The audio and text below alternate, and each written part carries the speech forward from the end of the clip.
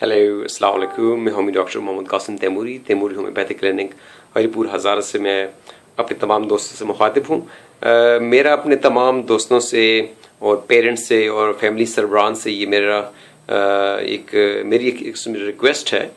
कि आप जो है अपने बच्चों को, अपने भाइयों को,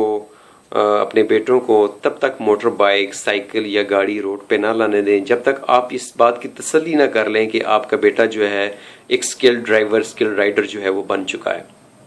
जैसा कि आप रोज़ मीडिया में देखते हैं, आए दिन मोटरसाइकिलों के, गाड़ियों के हादसात होते हैं और नौजवान जो है वो थोड़ा सा उनको मतलब है कि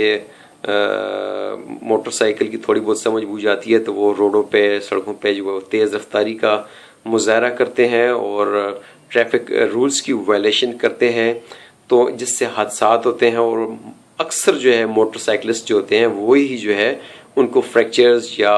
मौत की सूरत में अपनी ज़िंदगी हारनी पड़ती है। तो आप लोग जो है ये पैगाम अपने दोस्तों को,